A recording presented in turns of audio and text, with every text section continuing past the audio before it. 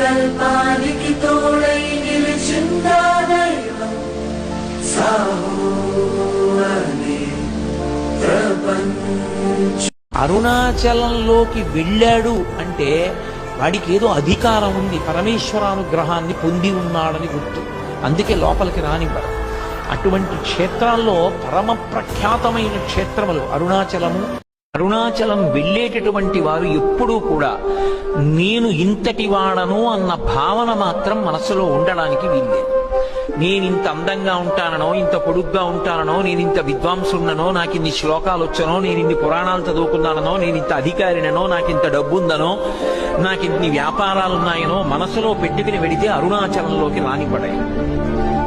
ఒకానొకప్పుడు జ్ఞాన సంబంధన అయినారంతటి వారు పెద్ద పేరోలకంతో హడావిడి చేస్తూ అరుణాచలంలోకి వెళ్ళబోతే బయట నిలబడిపోవలసి వచ్చింది.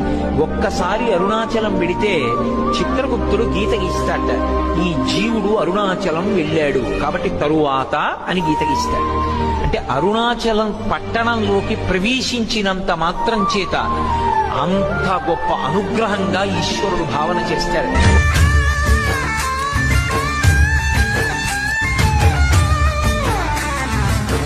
ఆకతాయి సందడిగా ఆగలేని తొందరగా సాగుతున్న ఈ పయనం ఎంతవరకో, రేపు వైపు ముందడుగా లేనిపోని దుందుడుగా రేగుతున్న ఈ వేగం ఎందుకొరకో, మట్టికి మబ్బుకి వేళ దూరం ఎంతంటే లెక్కలే మాయం అయిపోవా.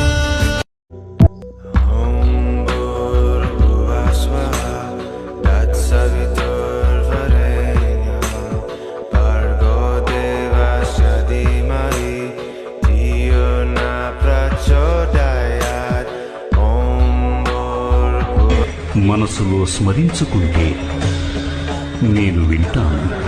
మంచి మనసుతో నన్ను పిలిస్తే తప్పక వస్తాను. నాకు ఏమీ అవసరము లేదు. ఒకవేళ మనసును శివమయంగా మారిస్తే ఆ మనసే శాంతి నిండిన కైలాస శిఖరం. అదే నా సుందరమైన కాశీ, అదే నా ఉజ్జయిని నగరం.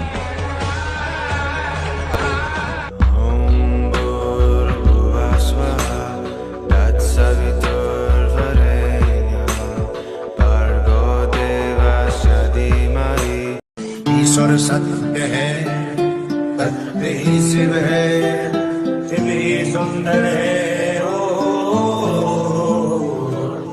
सत्यम शिवम सुंदरम।